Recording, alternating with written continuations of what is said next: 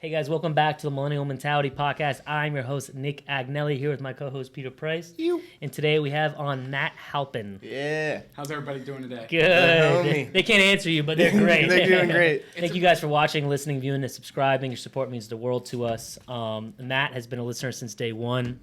A new friend of mine, and he's been known Pete for what? Couple years now. Couple years. Yeah. He got tatted by Pete, Yep. and a guy with a lot of similar values and thoughts that we had. So we really just want to bring him on to talk about life, absolutely. his life, ours, and how everything connects. Really. Yeah.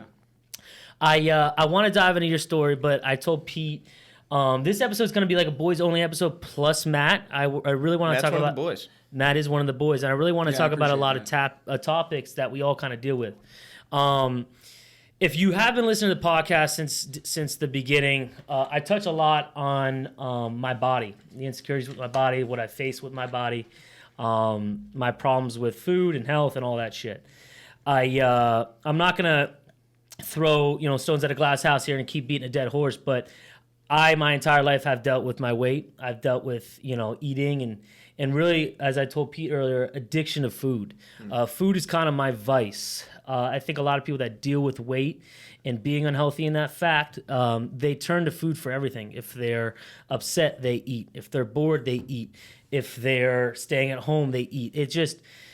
Food kind of consumes their life. And I dealt with that my entire life. And then from 2013 to 2017, I really had a grip on it. These last 4 years, I really have lost that grip. And over the course of the evolution of this podcast, you've probably heard me say several times, well, I'm ready to make a change. We're going to make a change, this and that. And I got to the point where these last 3 weeks mentally, I wasn't really in a good spot at all. I was battling those loud demons, as I always talk about. And I was at the point where I was like, okay, I got to fight back because I'm going to start losing my fucking mind. So I kind of started this but it's called Operation Sink or Swim.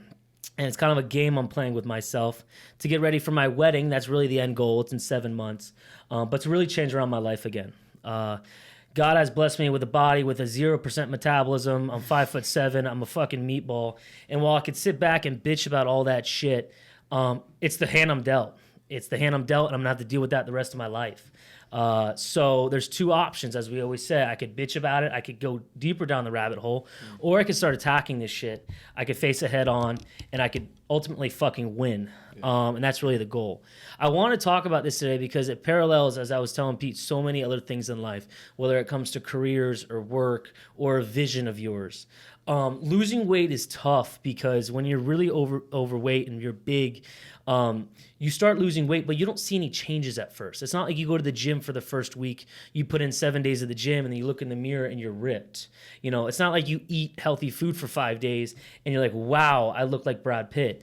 It takes blind faith day after day after day after day, and then ultimately 2, 3, 4 months down the road, you start to see changes. And it happens a lot in life where, people, they pick a career path and they're in that career path for a week and they're not seeing this fruit of the labor they're putting out, or they're not making the money that they wish to make and they quit.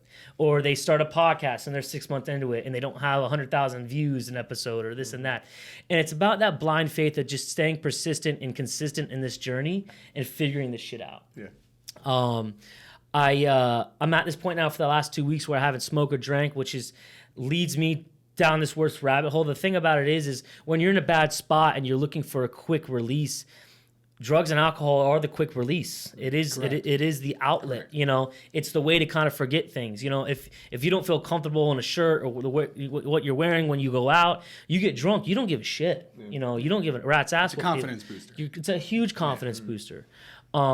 So that's what I've been dealing with. And for you guys who deal with the same type of shit, as I said, it doesn't have to be weight. It could be any insecurity you deal with. Start to fight it head on. And I say that loudly and proudly because that's what I'm starting to do. I'm not even close to near where I want to be. It's going to be a journey through the next 6 months. It's cool that I'll be able to take you guys along that journey with me. And the ups and downs that come along with it, because I know it's going to be a roller coaster. But I'm really excited. There's 3 ways to ultimately influence. It's through entertaining, it's through inspiring, and it's through informing and educating. And for the first quarter of this podcast, I've really been the entertainer. I'm the funny guy. I'm the guy that's drunk and smoking and all this shit. And I love being that guy. I will always be that fucking guy. But I really want to start inspiring change with people. I find that that's where I feel the most light in my life, when someone can turn to me and they say, yo, if you did it, I could do it, you know? So I wanted to hear kind of your thoughts on that whole journey of what I'm trying to do. No, dude. I mean, obviously, I salute you for it, man. Thanks. It's not an easy thing to take on. No. You know, especially like you said, you know, we're 6 months into this podcast, and it would be really easy for you to make excuses for yourself, you know, like you texted me a couple weeks ago saying you didn't want to smoke, didn't want to drink anymore, and like obviously I'm here to support you in that. But you easily also could have been like, well, you know, I'm going to cut back, but, you know, we always drink on the podcast. We always smoke before the podcast. So, like, those will be my days where I still, you know, like a lot of people have a hard time quitting cold turkey like that, but it's a slippery slope any other way. Exactly. You know, just taking baby steps into making changes sometimes is necessary. But for something like this, I feel like you know your personality.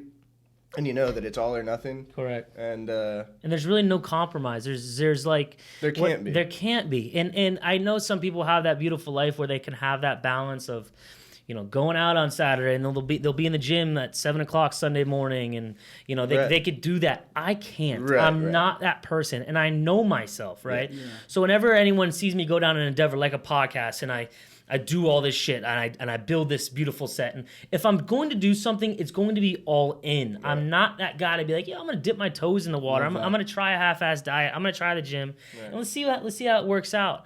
And the thing about having an addictive personality is it's a double-edged sword. Mm-hmm. It can work very hard against you. And very well for you. But very well for you. If you learn how to channel that, it's powerful. It's powerful. And that momentum and that monster that you could build in a good way is dangerous, man. It's fucking exciting. And it's like concrete. You know, concrete's so soft when you first mix it, but the more it settles, concrete over time, it strengthens up. Concrete in 40 years continues to strengthen up. And so that mindset that I'm trying to build, it's that concrete continuing to settle, and it's that willpower, because once that momentum starts catching fire and your identity starts to change and people stop asking you for shitty food because they know you're not going to eat it. Right. They stop asking you to go out on a Saturday night because they know you're going to be in the gym on Sunday morning. Mm-hmm. And your identity starts to shift. It was really cool when I did this 10 years ago and I did the weight loss. 7 to 8 months into it, people just stopped offering shit to me because they knew I was going to say no. Yeah, they knew what time you were on. Exactly. Yeah. And I have buddies, you don't drink, and I have buddies that I never really have had a sip of alcohol. And it's funny because when we go out and I say, no, I'm not going to drink, I get shit. Yeah. But Matt goes out with me next to me and he says, no, I'm not drinking, and he doesn't get shit because that's his identity, right? And he owns that. He knows that. People know that. And an identity shift in the beginning is very hard because people still know you from your previous. They still know you from being that person, in those values. But the more you own it and you have confidence in it, people start accepting that and they stop giving you shit for it. You know? Yeah, absolutely. And I mean, it's a terrible human habit that I feel like we have. You know. We don't like change. Humans don't like change. It's DNA. Yeah, but really, it's such a great thing that you're trying to do. It would be ridiculous for anyone to be able to justify doing anything but support it. You know, like if someone just wants to show up to a party or a function and say they're not drinking, I respect the fact that they showed up and knew that they were going to be at a party where everyone's drunk and they're willing to socialize sober. Like that's you know, that's a hard thing to do. And you're like, yeah, man, hey, good to see you. Yeah, but for whatever reason, we're in this society where everyone wants to peer pressure you to be just as drunk as they are. If they want to do a shot, you have to do it with them. Yeah. Dog, I don't want to, you know? If you want to do a shot, knock yourself out and do it. But like, And you want to talk about two very good quality people who you need to have in your life. I told Pete this in a text 2 weeks ago. Hey, man, I'm going to stop smoking for the next while because when I smoke, I wish I was the type of smoker where like I didn't get the fucking munchies times 1,000, but I do, you know? So I smoke and then people leave my house and then I fucking eat 4,000 calories in a fucking half an hour, literally. And when I drink, it's not a drink. Everyone knows this. I'm the guy ripping shots and I'm the guy getting drunk. And like, I'm never going to go out for one beer. I'm just not that guy, you know? So, you know, with that, I did this over the holidays to kind of really solidify and speed up that concrete process. Because if I can get through the holidays with this shit of saying no to the shitty food, it's like to the most to the temptation alcohol, you're going to the experience. most temptation. If I can roll into the new year 3-4 weeks into this process, boy, it's going to be unstoppable. You know, because everyone for the first 2 weeks of the new year is a new person, and they have these fucking goals and shit. I'm glad you made that point too, because I feel like that's something that a lot of people do, you know, like make that excuse for themselves. Like, I'm going to start on January 1st. You know, they have all these goals for themselves and they want to go into the new year strong or start the new year strong. Yeah. But I feel like the much better thing to do is, like, you know what you want to do right now. So, like, why not start tomorrow morning when you wake up and then go into the first of the year already having the ball rolling with that momentum, you know, and then you can, you know, maybe 2x your goals because you've already got a head start on what you want to do. They say Q4, so the fourth quarter of business and life and health, is the biggest game changer if you're trying to elevate your business or your life, because everything kind of starts slowing down end of October into November and December. People start, you know, taking the foot off the gas pedal, and they're like, we'll wait till next year, and I'll look for more business in January, and I'll push off my health till the next year, and this and that. But I feel like if you could push through that fourth quarter and be strong going into the new year, then you're going to be fucking unstoppable, you know? In the restaurant world, that's like the busiest time of the year. Oh, I'm sure, October, November, December. Those are grind days. Yeah. Matt, I want to know about your mindset. You know, first off, like, you don't drink. Why do you not drink? So to be honest, the reason why I don't drink is it goes back to the childhood. You know, my dad was like a really like heavy drunk. Okay. Like I'm talking like 12 o'clock hit. Knock him back. Right? Yeah. 12 o'clock in noontime or midnight? Noontime. Okay. Noontime. And it was always 5 o'clock somewhere. Yeah. You know, no matter what time it was. And, you know, I didn't like looking at my father like that. And as I got older, I did start to party, you know, because you're young, you want to experience life. Yeah. And one day I got really, really intoxicated. And it was actually downtown West Palm Beach, and I just looked in the bathroom, and I was like sick to my stomach, and I like saw my dad in my face, and I was just like, "Yep, not doing this anymore." Yeah. And ever since then, like I'll go out and I'll have like a glass of wine, or like, you know, I'll have like a small sip of tequila, you know, just something to get the edge off and have a nice conversation. But other than that, it's really just you know, because of the past issues. Yeah. And when your father, is he still like that, or has he, you know, does he still deal with those issues? So, I mean, not to talk bad about my dad. Dad, I know you're going to watch this. I love you to death regardless.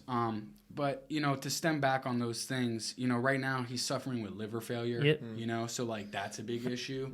And, you know, you can only drink so much before, you know. Your body starts shutting down. Yeah, before it's done. And, you know, he's already on like 8 surgeries this year. And it's just one of those things where, you know, he drank so much that the doctor told him, like, look, dude, you can't cut alcohol 100%. Like, because that can kill you. It's one of the few things that grilling cold turkey will kill you. It's like one of those things where it's like, yo, dude, like, yeah, you need to come in and get surgeries done, but like you also need to have a shot here and there. Your system like leveled out. Right. So, you know, and he's like, my dad was born in 67, so I think he's like 54 or 53 or 54 or something like that. And, you know, I talk to him once or twice a week, and the relationship is a relationship. You know? But he still deals with the problem. The demons. I mean, it's a demon that stemmed off from demons that he had in his childhood through the way he grew up. You know? So I'm glad you made that point. I was just going to ask you, do you believe that like that addictive personality and things like that are, you know, a genetic trait and something that runs in your DNA? 1,000%. Right. I mean, you know, if we're already on the topic of my father, like my mom was actually a really bad addict. My mom had a heroin addiction and a cocaine addiction. So, and that was like my whole life, you know, like as I was like 18 and things like that, I would literally like get random phone calls from facilities. Hey, your mom overdosed. And I'm like, how did you even get my number? And, you know, like things like that. And, you know, still to this day, it's one of those traits that I do find in myself. But here's the thing that I learned. And I learned this by where I grew up in the environment that I grew up in, right? So the environment that I grew up in, it taught me 2 things. It taught me, 1, to fend for myself, and 2, what drugs do to people, right? Yeah. So for 1, in my neighborhood, drug dealers were making so much money, right? Because everybody in my neighborhood was a low poverty community. Everybody does drugs. because everybody's depressed and drugs are the easiest gateway to get over your problems in the moment, right? So everybody's doing them. My parents were split up, and my mom had a really bad addiction. My dad had a really bad addiction. And just seeing both of those two things, it kind of made me realize, like, okay, if I do this, if I drink alcohol and I incorporate it with my depression and my anxieties that I have, and I use it as a gateway, I will result in my father, you know, who comes home and fights his son. You know? If I do cocaine and heroin, I end up like my mother, you know, prostitution, on the street, homeless. Like, we're talking about a woman in her 50s, has never paid a bill in her life because she's never been mentally established, physically established, financially established, like all the way around. All she did was have kids and disappeared, you know? So I'm the product of that, right? And I am very fortunate, you know. I'm very fortunate that, you know, I was able to persevere through the things that I have, but... How? What did you seek? So, you know, I grew up in foster homes, in and out of foster homes, and, you know, the weird thing about it is my mother's parents were financially stable and financially capable to make sure I had enough structure to not be in those facilities. But people are people, no matter if they're blood, and you got to accept who they are. And they decided to let me go to foster care. And I also have two other brothers, Josh and Zach, Hamlet, good kids. Look them up on Instagram. Shout out D1 you athletes, really good kids, good looking kids too. But like, we all got separated at a very, very young age. Okay. So like, I didn't grow up with my brothers. Last time I saw my brothers was like 5 years old, and I connected with them on Instagram, you know, 18 years later. Damn. And you know, the thing is this, is you asked me how, I'm human.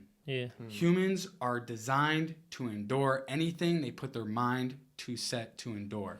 We have the most powerful biological computer in our heads. If I tell myself I'm going to do something, I write down that I'm going to do it, eventually I'll make it happen. If I tell my girlfriend, for instance, shout out to Paige Florida, my girlfriend. Here's an interesting thing. I met her at a bar, okay, 7 years ago. I walked in, she was the most beautiful girl I've ever seen in my life, and I was like, yo, I'm going to end up dating that girl. Like, one day, somehow, some way, I'm going to end up getting that, right?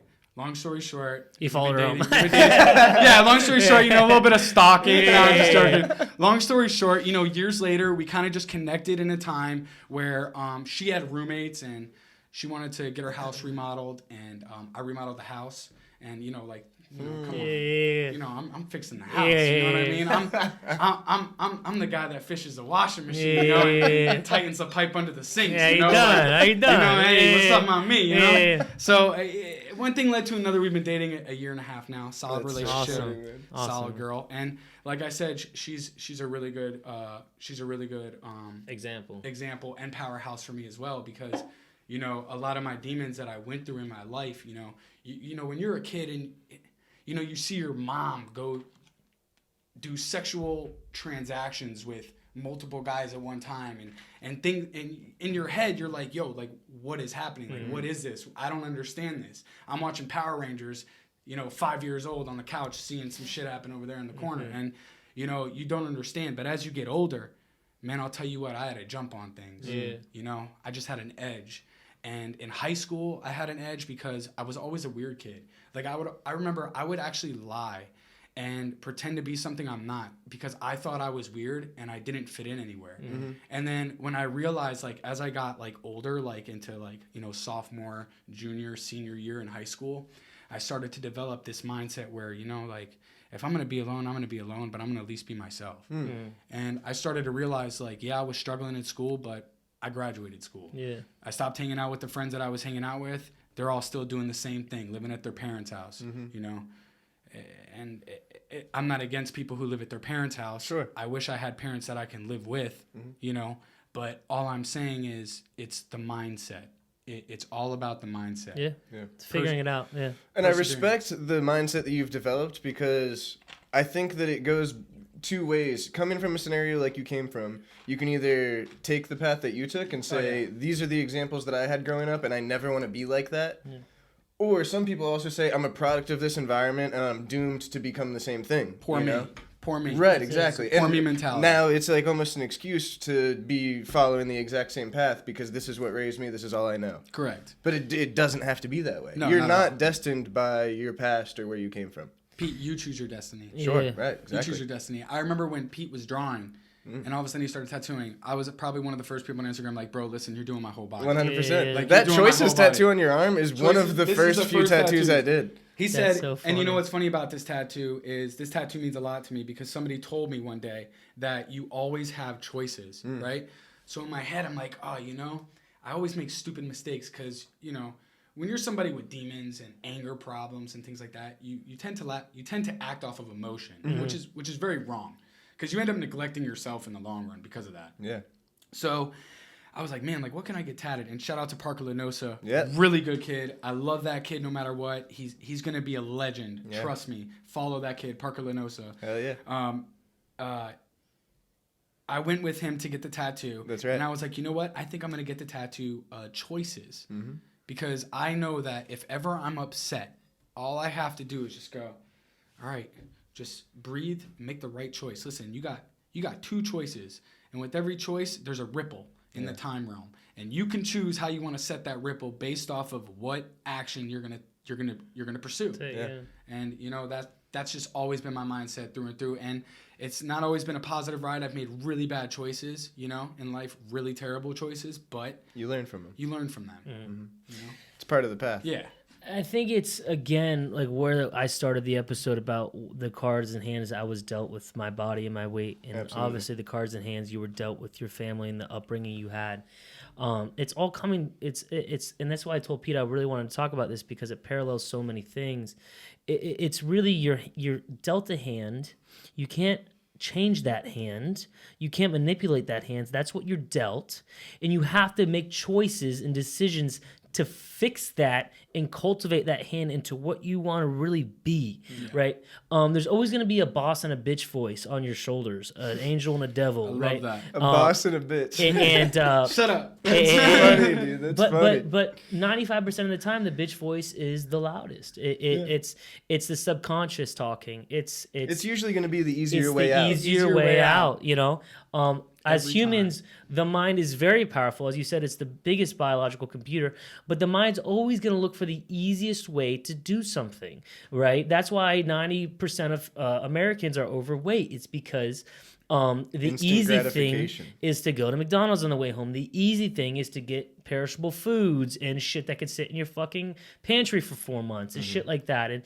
And so it's the easy way. And I get it because that's the way the brains are wired. Shit, if caveman had a fucking fridge full of food, they probably wouldn't have been hunting. They probably would have just went to the fucking fridge, opened it up and said, see what I got. Sure. You know, exactly.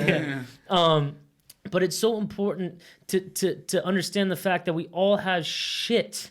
You know, you had dealt with 2 alcoholic parents growing up. We all have shit that we're dealt, and it's how we deal with it. The moment you accept a victim's mentality into anything is the moment you're defeated. Right. Because ultimately, we all have shit we're dealt, and we have to get over it. The winners in life, the closers in life, they understand how to deal with that shit, and they beat it, right? They go at it 100%.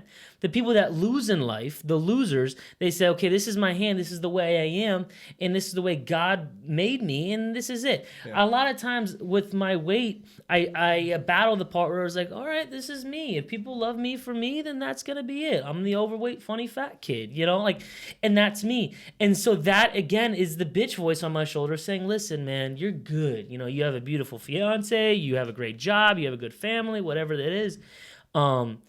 Take that route, man. You're doing pretty good. Mm-hmm. But then the other 90% of my day, I'm looking at myself in the mirror saying, I don't respect you, bro. Right. How could I respect you when you're taking the easy route and everything? Yeah. People don't understand is I view my subconscious as a third person in my life. I view my subconscious as literally a person who talks to me, right? Mm-hmm. So my subconscious is myself. It's my self-respect. It's my insecurities and all that. So how could I have respect for myself if 90% of the day I'm saying I'm going to do something and then I don't do it? Right. If you had a friend in your life who was like, yo, bro, I'm going to do this and I'm going to do that. I'm going to start a new job. And he never panned out and he never did anything. you wouldn't have respect for them. You'd be like, oh, sweet, bro, sick, nice, whatever. No weight on the words. Exactly. No weight on the words. So when your subconscious is that, and when your subconscious is saying, yo, you're going to start that diet on Monday, or you're going to do that next job, or you're going to do this, and you never do it, then ultimately, like you said, your words have no weight, and you just keep pushing them by.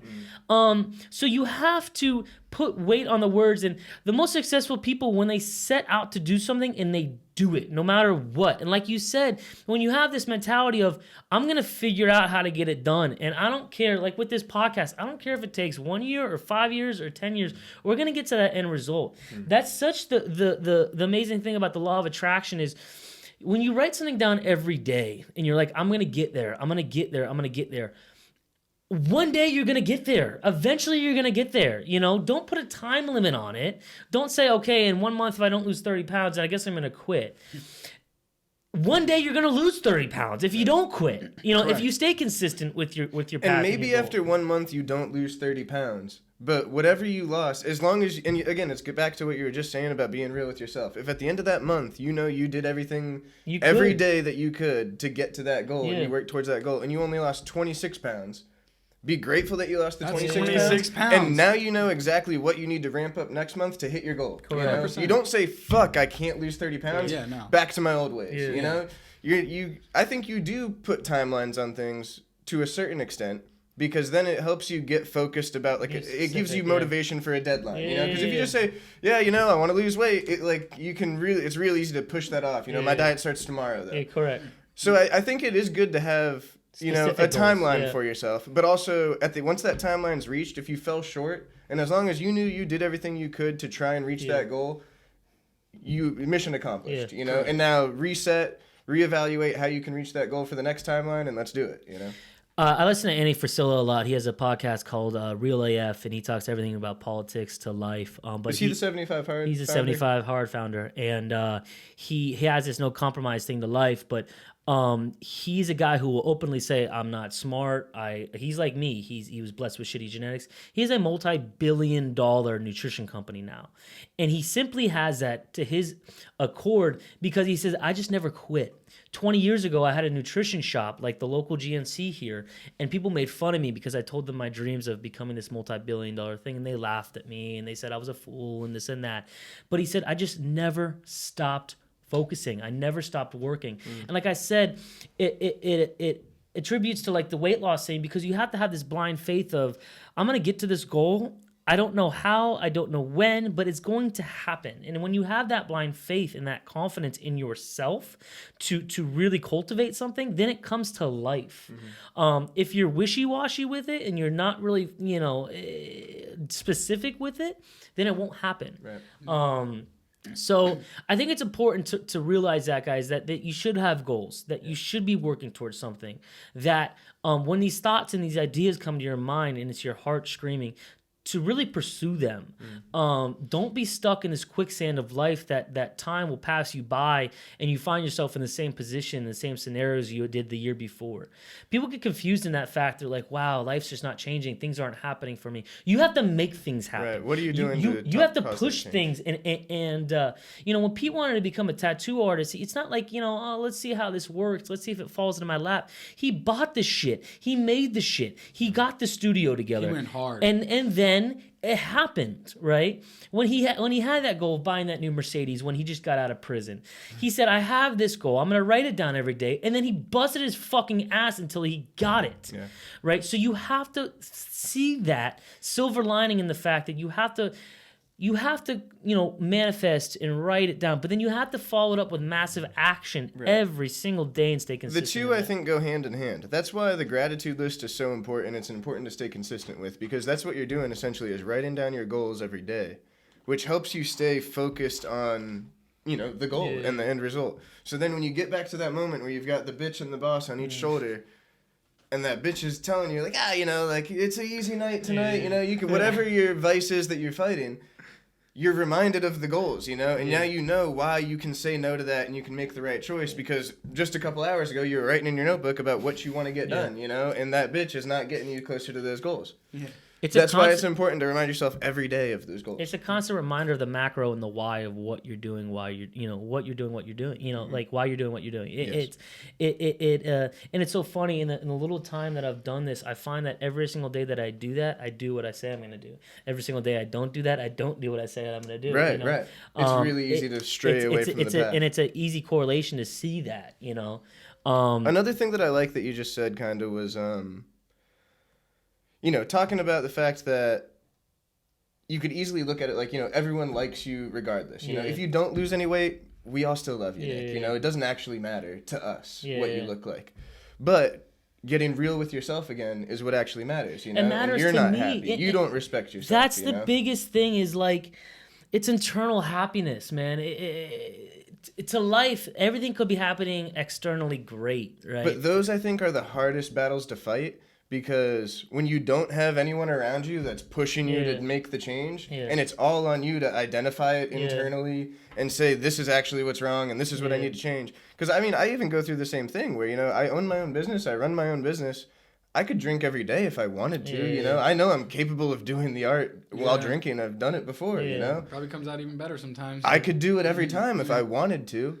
But also, and I'm the only one that holds myself accountable to that, But at the end of the day, I know when I look in the mirror that I'm not going to be happy with myself making those choices every day. Right. I got out of the nightlife business for that reason. I wanted to clean up my act. I wanted to get better. I wanted to live a healthier lifestyle and make those changes. And now there's no excuse. Before it was easy to justify it, like, I'm working till 5 a.m, I'm running a nightclub, everyone's drinking, everyone's partying. I'm just kind of keeping up, And the justification or that bitch on my shoulder was always saying, that guy's way worse than you are. That guy does it every day. That guy's look at how fucked up he is. At least you're at work. I'm writing emails at the end of the night. I've got my shit together. I'm a very functioning drunk person. But that's why every fat person's favorite show to watch is My 600-Pound Life. Legitimately. Because it justifies the behavior. Well, I could walk, I'm not in a scooter. I'm not that bad. I'm not that bad. And that's my point. I think that's the internal dialogue that a lot of people who struggle with an addictive personality have because they keep it together on the outside. There's a lot of people... It's just cocaine. It's not heroin, And you can get a lot of shit done. Sometimes, you do a couple bumps, you can fucking do a lot of shit. You're rocking and rolling, but but it's a slippery slope. All of a sudden, now you're doing a whole bag a day. Now you're, because maybe that date was easy, right? And you get that justification. Well, look how much shit I got done, So now it's like I can do this, And then, like I said, it's a slippery slope because they're addictive substances. We all know we have addictive personalities, and now you've got a problem, So I think being able to get real with yourself and hold yourself accountable, like you said, look in the mirror at the end of the day or at the beginning of the day is probably even better, and say, what kind of person am I going to be today? What choices did I make yesterday that I didn't like that I'm not going to do again today? And unless you can get really real with yourself, that's, I think, the hardest hurdle to get over. You're not always going to have people in your corner pushing you to do good things. Correct. People always tell, man, your art is amazing. You're doing such a good job. So proud of everything you accomplished. If I did that all drunk, like, who am I to say I wasn't right? Well, maybe I should keep drinking. I think like Lil Wayne says it in the beginning of a song at some point where he's like, the only thing I did since starting to pick this cup up was get more famous and more popular. Maybe I should pick that fucking cup up again. And I think that's such a true statement to a lot of people in the sense where they can be a functioning alcoholic or a functioning drug addict. Adderall is a great example too. You have a problem with Adderall because you get so much fucking shit done. It's really hard to find the negatives until you're deep into it, And you want to talk about like my addiction to food, dude? To be honest, the number one thing I loved about Adderall is I didn't fucking eat. That and it's crazy because Adderall does so many things for you. But the number one thing, and through these bitch voice days of me, I swear to God, I thought, damn, should I get on Adderall again? Because I don't fucking eat. I would go to restaurants and I would take home a take-home box. I've never had a take-home box before in my fucking life. If you put a plate of food in front of me, I'm going to eat that bitch until it's done, And you could drink 10 drinks and not be drunk. Chill. But it's crazy that was the number one thing for me out of Adderall was just I didn't eat. I didn't. That wasn't my number one focus every day. So yeah. That was, not the inspiring, but the real part of the podcast, guys. We want to be real. We want to be open and vulnerable with you guys. Yeah, and like I said, we all deal with shit, and maybe you get some, not comfort, but relief from understanding that we all deal with shit. My life is pretty fucking wonderful. But even with that being said, I find myself looking in the mirror most days not even being able to look myself in the eye in the mirror because I'm not proud of myself. I'm not proud of what I'm cultivating. You could have everything in the world, but if you're not happy with yourself, it really don't matter. Yeah, that's real. I have a truck, I have a boat, I have a house, I have a fiance, I have everything in the world that I could ever want, but I'm not happy. I had a dream the other night where someone asked me point blank, Nick, how are you doing? And I started breaking down crying in the dream because I'm not doing well, Damn. And I woke up from that sweating and panting at 3 a.m. in the morning because that was the reality of the fact. You could put on this fake persona and this smile, but when push comes to shove, you gotta be fucking comfortable and content with where you are and here, or nothing else matters. Yeah, man. It comes back to choices. Exactly. Yeah, it really does. And like, I hope you don't mind. I gotta ask you a question. Where did that for you? At what age did that really start? Like, what was the reason why that affected you? Like, for me, like, my insecurities was, my financial status or, like my nose is broken. Yeah. But that was like when I was a kid and I was worried about girls. You know what I mean? Sure. My nose is broken because I fought every day. Yeah. And I took a lot of L's. You know what I mean? So, yeah. And I just really want to ask you because as a friend, you said that you're not doing well. And like that's what concerns me. Because if I hear somebody sitting next to me and they're like, listen, I'm not doing well, me not to ask these questions, I'll get in my truck and I'll go home and they'll bother me. Right. Where it stems from, the insecurity is like my entire life growing up, I didn't have confidence. And when I say I didn't have confidence, it was like zero. People don't understand is, and I saw it firsthand, when the first thing you do when you meet someone, the first impression is physical. It's what's standing in front of you, right? And I think human brains, we're animals at first. Our first instinct when you see someone and they're overweight or they're not in shape or they're not physically fit is to think, okay, they don't have a discipline in that aspect, right? They have no discipline in that area of their life. Now, there's some amazing entrepreneurs and husbands and everything that are overweight, but off the rip, when I was fit and really in shape, it's a respect thing, off the rip. Because people say this guy takes himself serious, at least with his physical health, right? When you're not in good physical health, people look at you instantly and they say, okay, well, that's one notch off because he obviously doesn't care enough about himself to make him look presentable, right? You can be the kindest person in the world, but off rip, you're not that. So that was a huge thing as I had zero confidence with myself. Okay. Obviously, when it comes to relationships with girls, I had no confidence. I had nothing with that.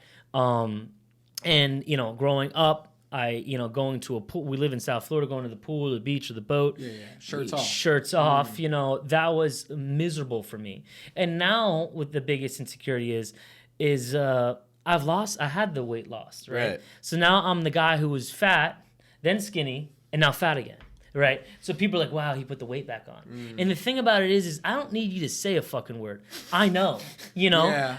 When people, it's like the pimple analogy I use. When you have a fat ass pimple on your face and you go somewhere and they're like, wow, like, what is that? Yeah. No shit. It's a fucking pimple on my face. You don't think I saw that this morning, asswipe? You know? So, like, I understand where I'm at, bro. Like, there's also maybe some tough love in those messages. Absolutely. Maybe, like you wouldn't be a good friend to maybe not acknowledge. Well, it's funny because I work with a lot of Hispanic culture. Hispanic culture is very true. They're very brutal. They're very brutally honest, and they'll tell you how it is. And I've had workers who barely speak English, but they'll walk up and say, "Hey, you got gordo," And I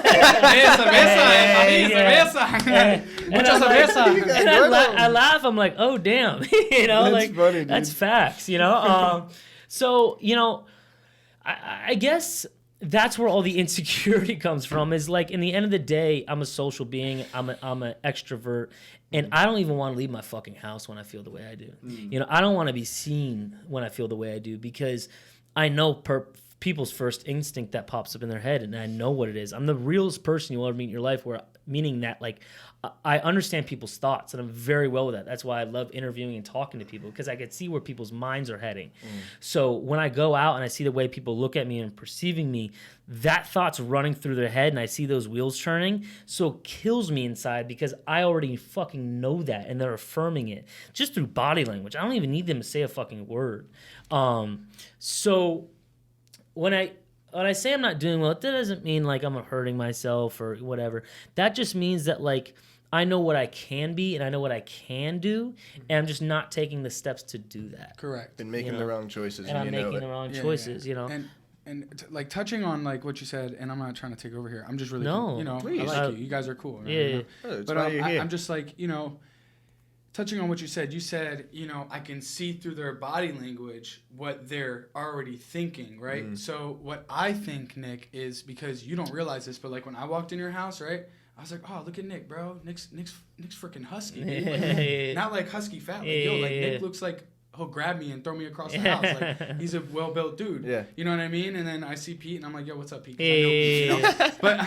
But as far as that goes, bro, in your head, what I want you to do, and I'm only telling you this as a friend. Absolutely. Because, where I was very insecure, and I'm going to share this with you all, and I've never really told anybody this but my woman, but where I was insecure as a kid, growing up, was all my friends having their mom. Yeah. Like on Mother's Day and things like that. Their moms come to pick them up, and my mom's a crackhead. Yeah. You know what I'm saying? So, like, that's where I was insecure. Yeah. I'd go over to my friend's house, and their parents would be like, oh, call me mom. Yeah.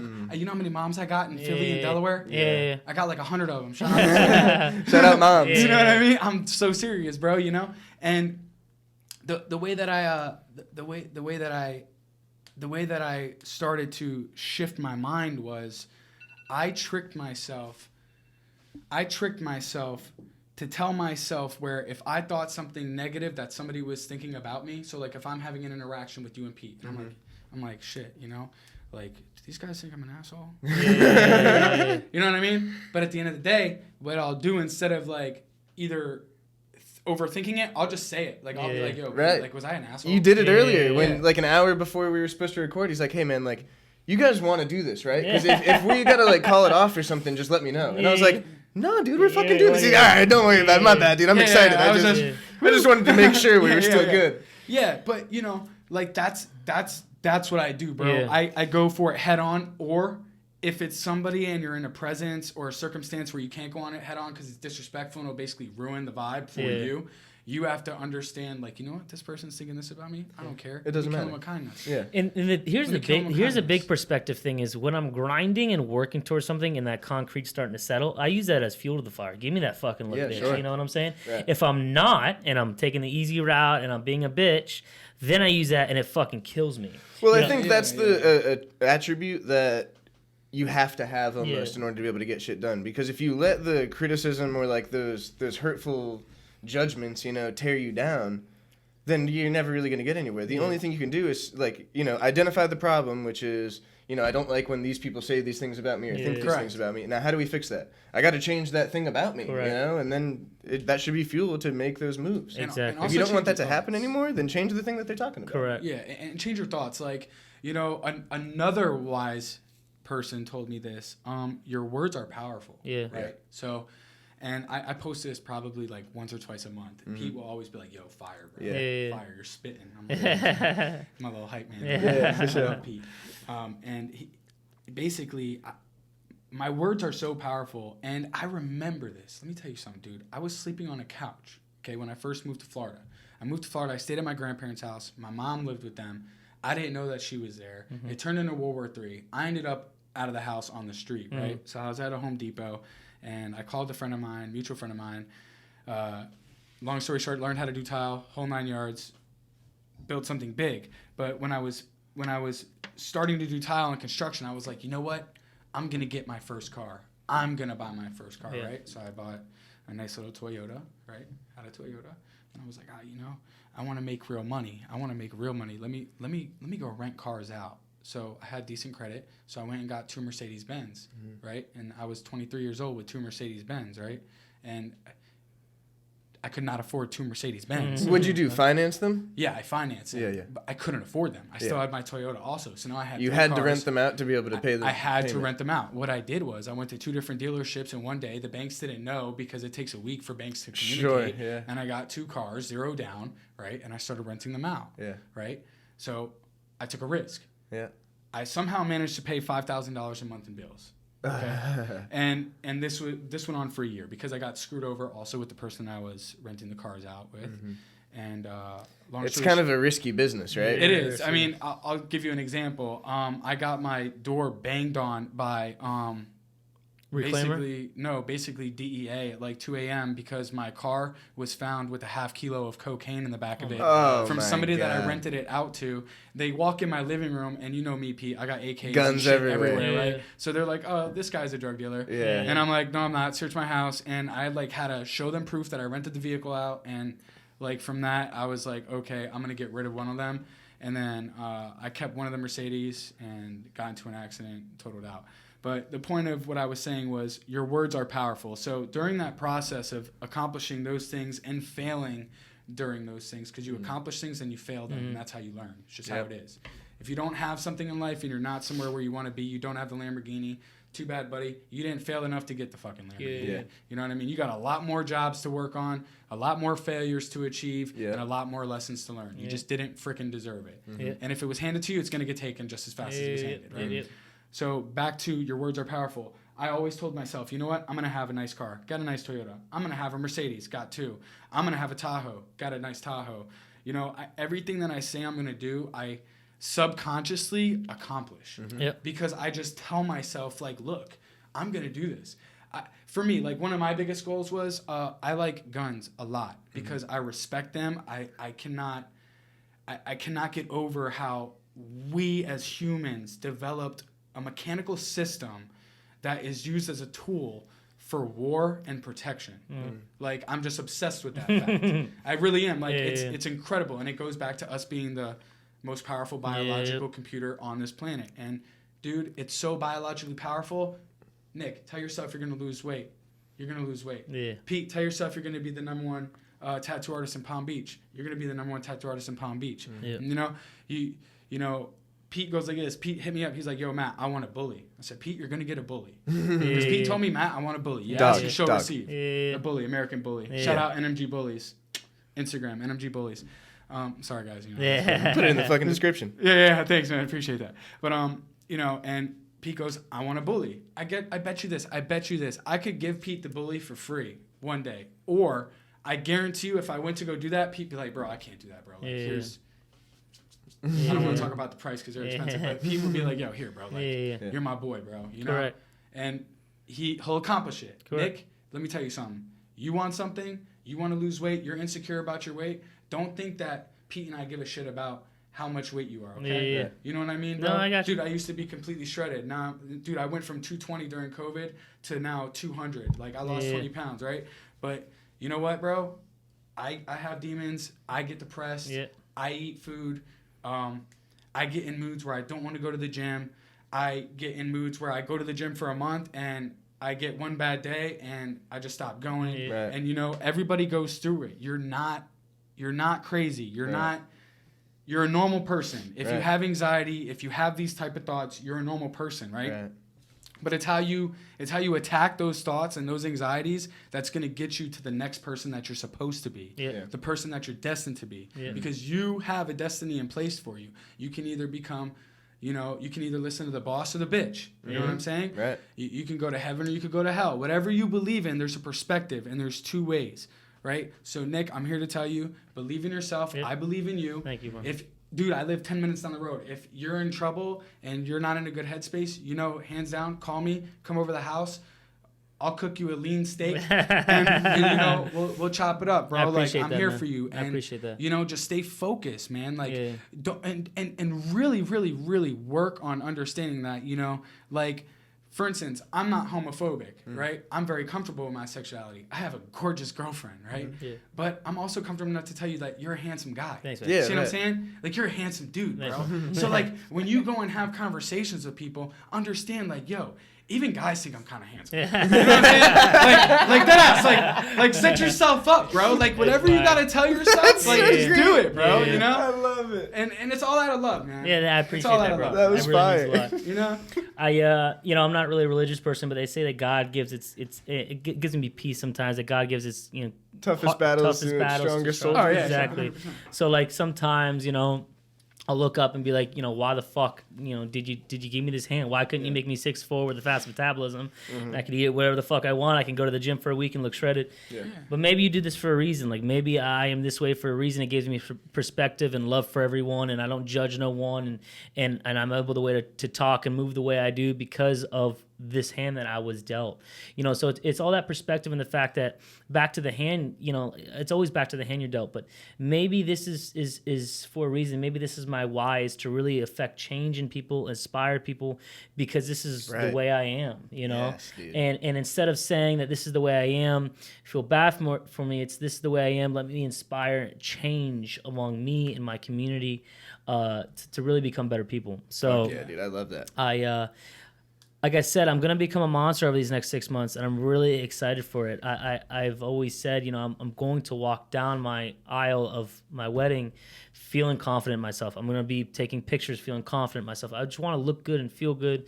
But ultimately, I want to be happy in my own headspace. I'm not doing this for anyone else besides myself. I care so much about my fiance and my family and my friends and everyone. But I gotta be good in my own home, in my own headspace here, or I'm not gonna be a good friend. I'm not gonna be a good fiance. I'm not gonna be good anything, right?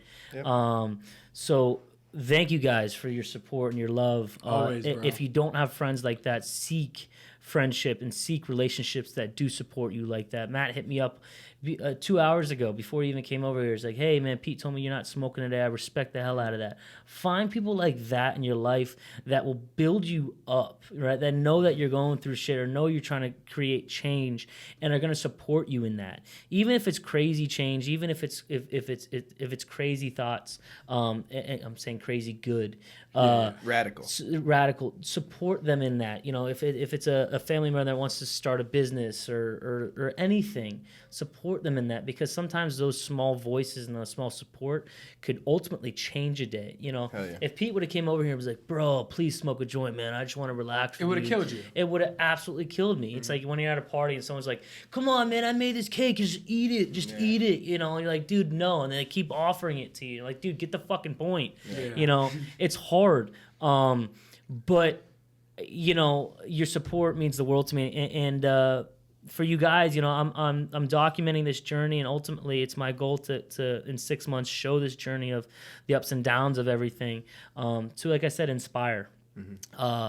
So Matt, to now really, you talked about your relationship and in your personal background.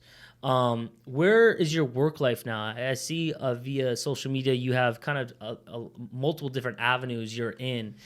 Just name a few. Okay, so really my work ethic always stemmed from having to get a nice haircut, wanting the nice Jordans, wanted to be clean. Foster parents ain't buying you that shit, So where I'm at now was started from the bottom in construction, mixing concrete, and built a decent-sized company, teamed up with a guy, didn't really go as well, got screwed over for a good amount of money, parted ways, sat back, had a little bit of money put away, and I actually went to Pete and I vented to him. I was like, bro, I just need to get tatted, bro. Like I'll hook you up. And I was like, you ever have an AR? And he's like, no, but I want one. I was like, well, here you go, buddy. And I was just really going through it, and I told myself, all right, what's next? I've done the construction thing over and over and over and over again, expected a different result with different partners, and I went insane, because that's the definition of insanity. Doing something over and over again and expecting a different result. So now I was trying to change it up. I realized I had a lot of years of construction skills and construction management, so project management, understanding what needs to take place on the job first. I understood the code aspect of things, and I understand how to close the jobs, the sales, and how to build up to the sale, and so on and so forth. So I naturally went on Monster.com, shout out Monster, and filled out a bunch of resume applications to jobs, and got a call from a company called Empire Flooring, and I built a franchise with them. I opened up a sales consulting business, and what I do is on a yearly basis I get an ad spend fund, and that ad spend fund goes to their preferred advertising companies, and they basically funnel me ads, and all I do is get people the best floors in South Florida. Wow. I mean, anything from carpet to hardwood, engineered exotic wood, hard exotic wood, I mean, you name it.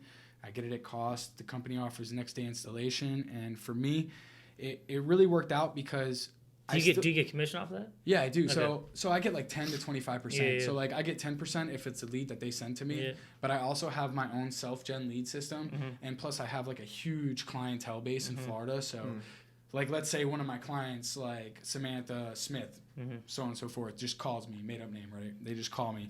They're like, hey Matt, I have to say that. Hey Matt, hey, who's Samantha? Love you, babe. Love you. Love you, honey. But long story short, they'll call me up. They'll be like, hey, listen, we want our floor done. You did our wall unit. I'll be like, okay, no problem. I'll go there. I'll sell the floor, but I'll put it through Empire. Okay. And the good thing about being backed by a multi-billion-dollar company is that they have the crews to do everything. Yep. They have the insurances to back everything. They offer lifetime warranties, and I do next day installation. Like the other day, I closed a job for $26,000. I made $4,200 off the lead, and the job got installed the next day. Yeah. And you know what the best feeling was? The client called me. I went there. I brought them a Christmas card, and they're happy. And you know what? When they get their next house, who are they going to call? Exactly. Who are they going to call? Yeah. So that's where I'm at today. I have a sales consulting company. I install floors all around South Florida, and I have connections with companies that also build custom wall units because I used to specialize in custom wall units and interior design. So I used to specialize in like building custom cabinetries with lacquer finishes and things of that sort. So I do that as well. And also I have a really big passion for dogs. Like, I mean, a really good friend of mine, Nathan Gilmore, owner of NMG Bullies, really changed my life with that. I was going through a rough patch in life where I was a little depressed, and you need a dog. You know what I mean? You need an animal. You don't realize it, but that's what they're there for. Nick's a new dog dad. Yeah, that's right. Yeah, I mean, Charlie's incredible. Yeah, right? thanks, I mean, bro. it's the best feeling in the world that everybody in the world can be mad at you. That little fucker will love you. Yeah, no matter what. Excuse my language. And I needed a dog because I wasn't right. Like, I would come home and I was like, damn, like, I don't have a girlfriend, bro. Like, all I do is work. I don't even have enough energy to go out and get a nightlife because I'm working 12-hour days for somebody else, making $700, $800 a week, and I'm not getting anywhere, right? So I met my buddy. We met through mutual friends, and him and I clicked, and long story short, he introduced me to these dogs, and they completely changed my life, man. I mean, they're one of the most incredible creatures I've ever come across, and we do that. And so what's your involvement in that business? So what my involvement in that business is I own a male, and Mako? Mako. Yeah. Shout out Mako. Shout out Mako. Little Mako. We'll throw a picture up on the screen. Yeah, we'll pop him up. But yeah, little Mako bear. And he's the light of my life, man. Like he's probably on the way. No, again, your words are powerful. He is on the way to becoming a grand champion dog at all dog shows around the United States of America. And how this business attracted me was Mako's grandfather, shout out Folk King Deadpool's, his grandfather's name is Rocco, right? He doesn't sell puppies for anything less than $40,000 a puppy. Wow. Right? To buy his sperm, right? To buy Mako's grandfather's sperm to put in your female, it's $25,000. Oh my God. God. And you have to be approved. So like he has to see your female and be like, that's a good female to go with this bloodline, right? So I have a dog, and mind you, I worked hard for this. Nate and I, we go back, and I love you to death, and I'll always have your back, Nate. Again, shout out NMG Bullies. Yep. Him and I, we go back, and we structured a line together that in the future is going to bring us very prosperous litters of puppies. Yeah. Wow. And that's where I'm at with Mako. So he's got his balls? Yeah, he has his nuts. They're fucking bigger than mine. They are. Dude has like a 12-inch dick, bro. Is it still a red rocket? Or? Yeah, it's a red rocket. He's a dick slinger. He's slinging it more than me. Right? Available on Picasso.com right now. They say that dogs, or male dogs with balls still, are like hard to, not tame, but like have a different personality. Do you find that? Wrong. It depends on the breed. Okay. And it also depends on how you instill interactions with your dog. My dog, I bring my dog into the mall with me. Yeah. I bring my dog when I get tattooed. He brought Mako to get tattooed? I bring, even though he drove Bruce nuts. But he was good with Bruce. He loves Bruce. He's young, so he wanted to play. Bruce is getting a little older. He just likes to sleep. Correct. So that was the only thing, is he just wanted to play. But he was really so good, Yeah, yeah. And to me, it's how you install things in your dog. So like with Charlie, number one recommendation for Charlie, she's a golden retriever. That's probably one of the best dog breeds you can get. I mean, we all watched her, but as kids, come on, we're 90s babies, right? They're putting cups on the basketball court, right? And that dog right there is really, if you've never owned a dog, probably the best dog to own. Nice, man. It's a family dog. You and your beautiful wife, you guys are going to have kids. It's going to be great with the kids, right? You're going to have a great life with the dog. What I recommend doing with the dog, socializing it. Bring it to the beach, bring it everywhere. Bring it to Walmart, bring it to Home Depot, bring it to work with you. Keep it in the truck with the AC on. I do it with Mako. What that does is it gets him so used to listening to you. Because you don't know how many times all during the day you're like, hey, no. Oh, I can't do that. Hey, sit. Oh, I'll sit here. Oh, he likes me to lay down, so I'll just lay down. I get a treat if I lay down. Think about Doug from the movie Up. Squirrel. You know, they're all with that mentality. For real. So with that being said, really good with the nuts. Really keep that sack. All right? Keep that sack, because those juju beads make me $5,000 every time I yank his crank. That's crazy, dude. Yeah, bro. So like, here's the thing. Yank his crank. Yeah. So like, here's the thing. How do you milk Mako? Oh, dude, it's. Say I'm ready. I'm ready to film you right now for a warm cup of sperm. So how it would work is like he would just have to get excited. Like you get him a little excited, but primarily the best way to do it is we artificially inseminate all of our females. There's no dog penis. There's no sex going on. No, because dogs have sexually transmitted diseases also. Really? Yes, they do. Really? And you know, you got to think about it like this, right? A dog's penis will come out and it rub on the dirt and then it goes back inside, right? All that bacteria. Sure. And then it goes into a female and she gets a yeast infection and kills all the puppies. Gotcha. You know, like it's just not good. So everything's artificially inseminated. Okay. And the best way to do it is, like, let's say I have somebody in like Nebraska. Hey, I need some of that there bull sperm. Yeah. You know what I'm saying? I need to come on down yonder and get some of that there sperm. I want my dog to be built like a bull. Yeah. Right? So you I'll should be like, see the grandpa. That thing's nuts. Yeah, bro, it's insane. So I'll also send you pictures. We'll put a picture up again. Yeah. Nuts. So I'll be like, hey, listen, man. The best way I could do this is I could jerk them off at the vet, put it in a vial after, you know, it gets looked under a microscope and we do the count of the sperm quality, and then we put it on dry ice and ship it to you. Okay. And you artificially inseminate it, or you just fly down with her. Mako gets a little warmed up, and he pretty much just nuts on his own, dude. Like really? Yeah, like I'll act like I'm mounting him, and then all of a sudden I just slip a condom over his penis and I hold it, and it's like this. So you're like human condom, or they a human condom, like condom? A Magnum, bro, like gold wrapper, like dude rocking gold wrappers, right? And you're just holding it, right? And it just starts going in, and then that's it, bro. It's $5,000, and then but think about it like this, right? Think about it like this. It's about the structure, the quality, the bloodline of the dog. That's nuts. If the dog's a grand champion, how many shows the dog goes to, literally, right? Get it? Yeah, literally. So, like, I thought about this. Do you feel like a little... No, Mako loves that shit, dude. When was the last time you got I'm not going to say it's not like a little weird. It's weird because, look, dude. I mean, I'm not going to say it's not weird, but, like... humans jerk themselves off for no money. Bro, I'm sure Mako is happy after the experience. But dude, I'm not lying to you. The first time I did it, I went to go take a piss, and I was like, "Fuck, man!" Like I got self-conscious. I got no. It's like that's a good one. No, I got self-conscious. I'm like, dude, my dog's rocking like 12 inches. He really is. You weren't exaggerating, bro. Like a fucking stiff arm. Do you have a picture of that? Are we allowed to put that on YouTube? I don't know. Let's not try it. Let's not. We might get. If you're subscribed to our Patreon, there will be a picture of Mako's dick on our Patreon. Don't send the SPCA. My dogs are well taken care of. They eat frickin' filet mignons. All right.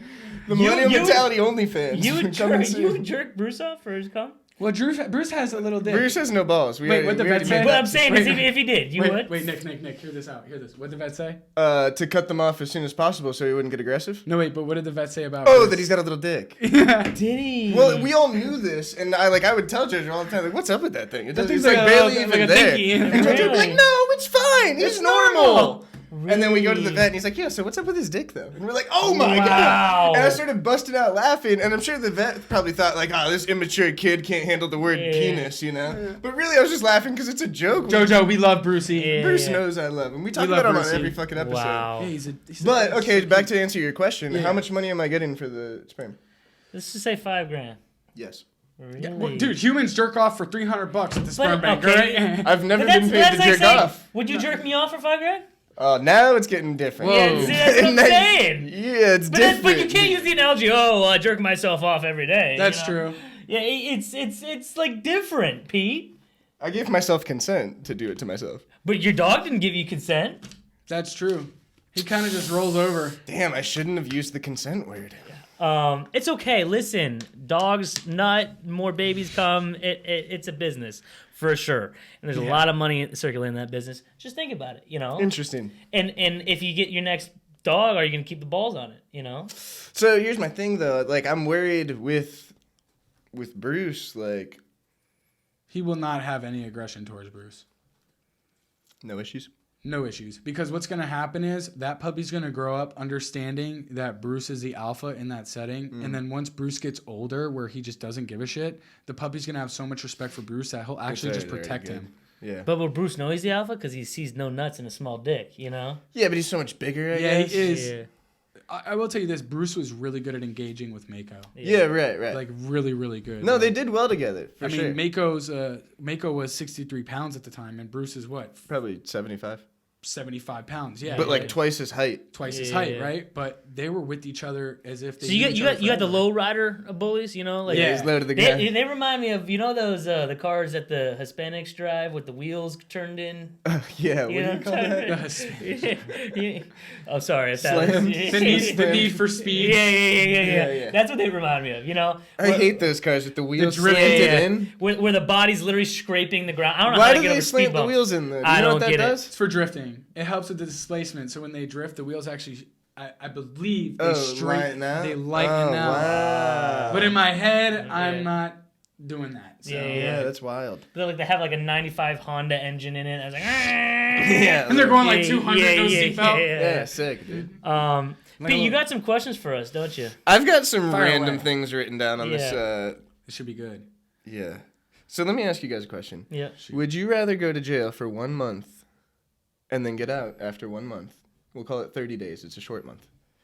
Or go to jail with a Rubik's Cube and you can get out whenever the Rubik's Cube is solved. 1 month. I'm going to jail with the Rubik's Cube, baby. Really? I'll figure You that think shit you'll figure it out? I will figure You that have no out. phone, no internet, no cellmate even. No one. You can't even get lucky and hope that there's a dude in the pod that knows. Because here's the I'll thing, figure I'm it gonna out. get so aggravated with that Rubik's Cube, I'm probably gonna lose my fucking mind. But let me say something, though. What did we just talk about earlier? No, Wor- fuck words are that, powerful? fuck that, fuck that. No, not the words are powerful. The thoughts and The shit. easy way out, man. Yeah, No, that's easy way out. okay. But in It's my not- mind, I don't know which What one's if it's easier. federal prison? You got like an iPad too, and you're like chilling. No, okay. There's no phone, no internet, no Okay. nothing. You got no help. So we're in state. Yeah, solitary All right, confinement. all right. Lockdown 23. I'm taking that. Do we got 30 light days, at man. least? Like, do Yeah, I you go- got a light. You got a light. No, sir. How- I would wait, lose my I don't fucking think I'm mind. gonna figure it out. How fucked No. up is a Rubik's Cube when I get it?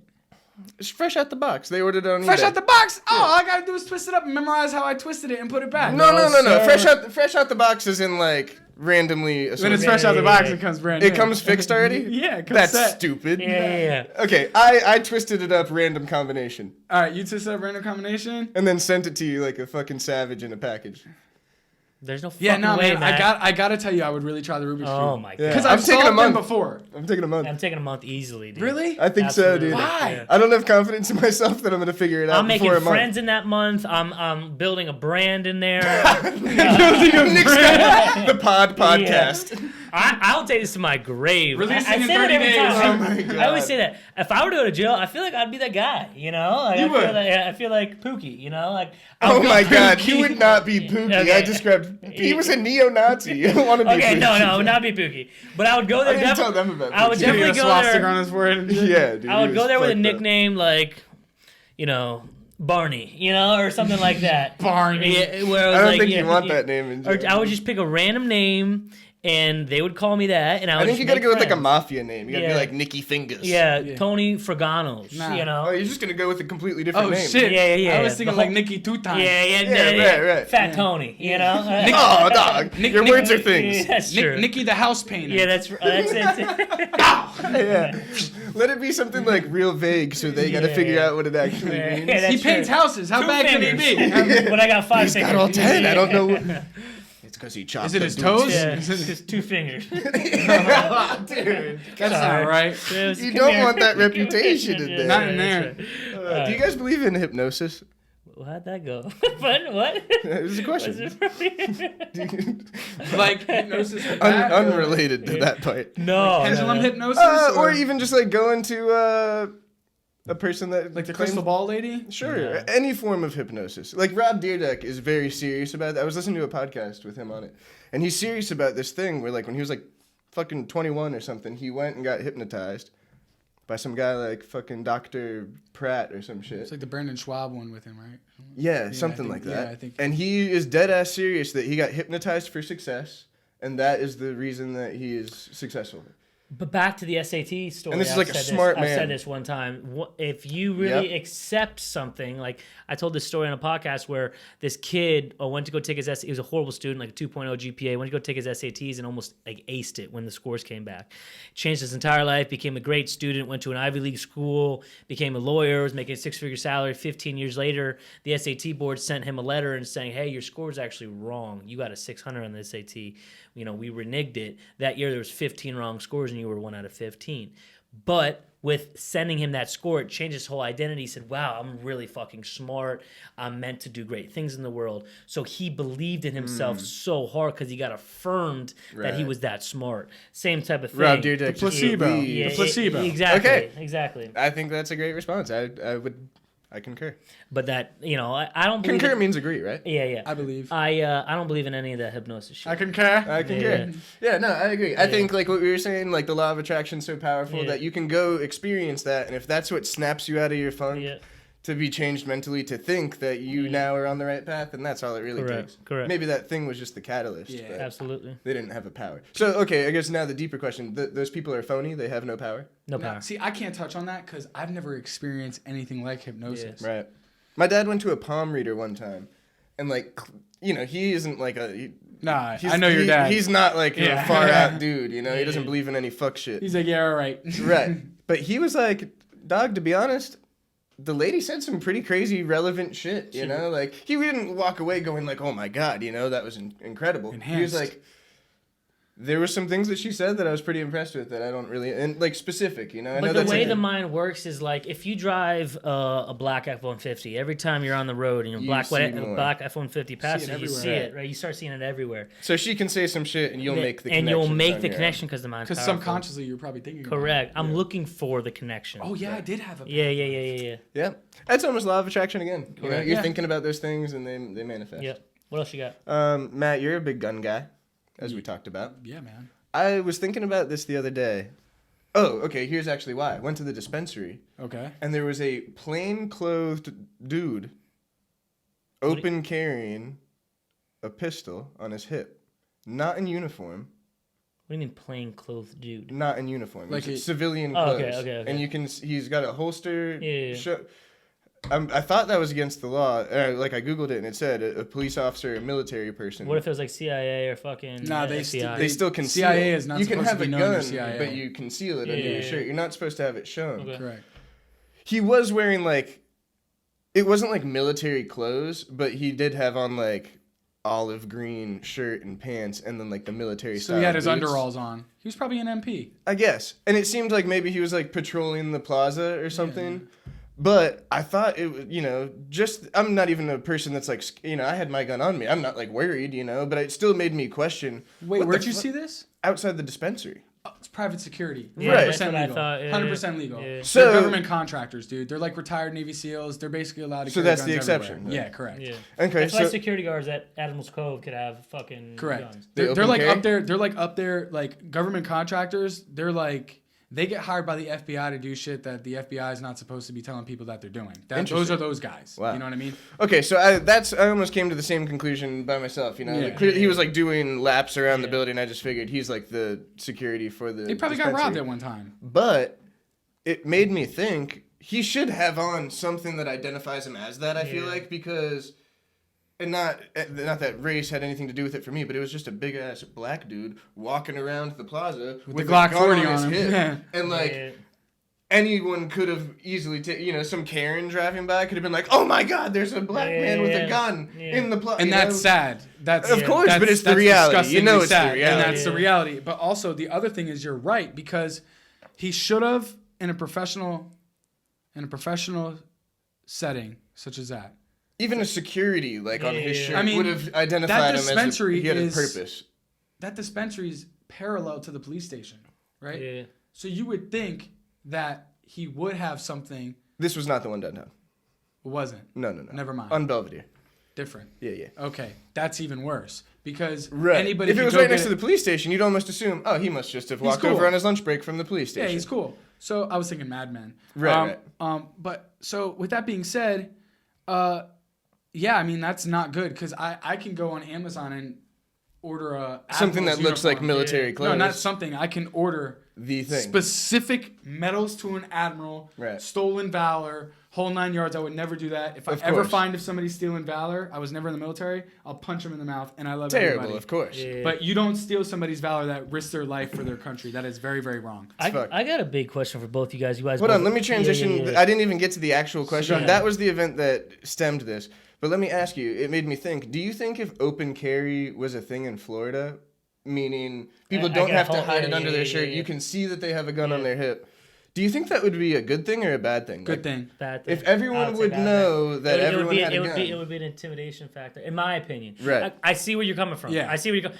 If a guy, a fucked up individual with, mental illness comes in and sees an old 60-year-old guy with a fucking, a pistol on his hip, he might think about something twice before doing something stupid. Right. But you have these douchebags out there who'd probably go around and, looking for a problem. We all know those people who go out fucking... That wouldn't last that long, though. It would end in a gunfight. That's what I'm saying. Those douchebags can also, right now, though, have a gun under their shirt. Yeah. Would you rather get into it with the douchebag and know that he has the gun or not know that he has the gun? But no, it's a flex if it's outside. It's saying, don't fuck with me, or if you fuck with me, you're dead. Sure, but I would almost prefer that because the alternative today, right now, is that same psychopath with the gun on him that wants a problem and wants someone to try him, has the gun under his shirt, and you don't even know it. Yeah, so he might instigate some shit with you, and then you go, yeah, fuck boy, what are you talking about? And then he just pulls out the gun and shoots you and go, oh no, he wanted it. The guy wanted it. Listen, here's the thing, right? I would rather know he had the gun and go, okay, yeah, that guy's 100%. crazy. I'm going to get the fuck out of here. But what energy is that putting out into the world when you walk out of your house with a fucking pistol on your hip showing? You know what I'm saying? Yes, I do. It's not protected. I know you. If you were to have it on you, I would say, that's cool. different. Yeah, I'm protected. If a random fucking guy, I'm walking around Home Depot and has one out, I don't feel, when I see something like that, my natural instinct is to say, that doesn't make me feel safe, right? I feel like if someone's conscious enough to say, is that because you don't have one on your hip at the time? No, because I feel like that's a insecurity complex of saying, don't fuck with me or you're dead. That's what I think that's saying. Because I feel like if it's concealed, and it's just, I always play devil's advocate. Honestly, yes, of course. That's what we do on this podcast. I'm on the same spectrum as you guys. I agree. But I feel like the energy you're putting out, if you walk out of your house with a pistol on your hip showing. It can aggravate something. And it's just a civilian, it's putting this energy out of this whole gun conversation. My beliefs have now severely changed, but my entire life, my dad never had a gun. No one in my family had a gun. It was just not a gun family. My dad's probably never shot a gun in his life, right? It was never part of my upbringing. Yeah. And I gave a speech in a speech class in college when I took the short stint in college, and it was about guns. It was convincing. And my speech was basically, guns are meant to do one thing, which is kill. Yeah. Right? Also, protect, but to kill. They're made for one reason, right? Or shooting sports. Yes. Because it is pretty gratifying when you can shooting hit a target clay a mile away. Yeah, correct. I feel like, and my argument at the time is, the more you put that out, that energy is more killing. Now, again, my stance has changed radically, but in the end of the day, I feel like 90% of the world is not good mentally. I'll say that.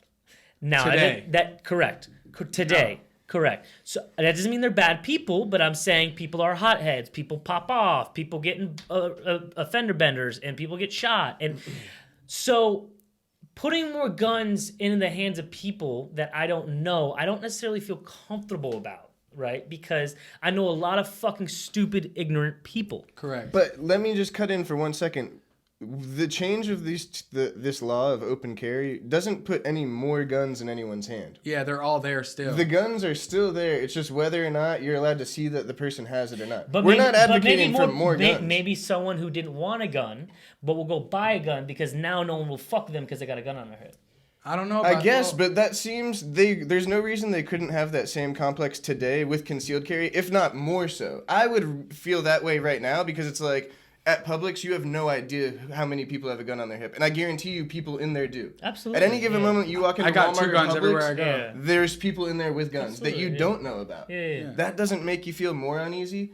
And if you were a person paranoid going, I don't want anyone to fuck with me, I need to get a gun, I would feel that way more. I'd be more paranoid not knowing the people with guns. To me, though, it's like, okay, you buy a Rolex for 1 or 2 reasons. You really like watches and you like just the stance of them, or you want to flex money. Yes. Right? Yeah. If you have a pistol on your hip, it's for 1 or 2 reasons. I want to protect my community. I want to protect myself. I want to have this stance.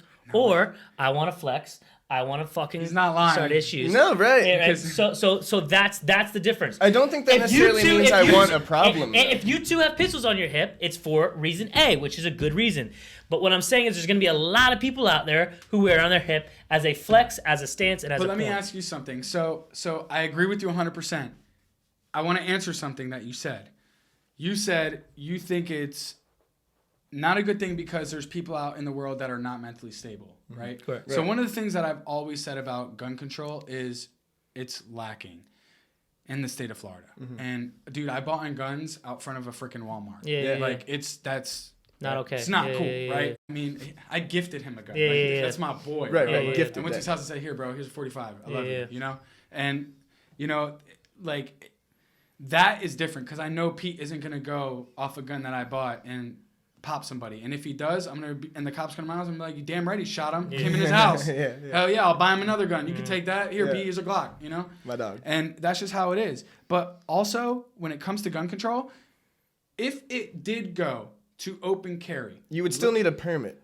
Not only that, look at the states that are open carry now. I got to say 2 things. Look at the states that are open carry now. The crime rates, all-time low out of any other state. What are those states? Colorado and Dallas, Texas. Okay. I think like 2 counties in Dallas that you open carry, and it's like still wild west.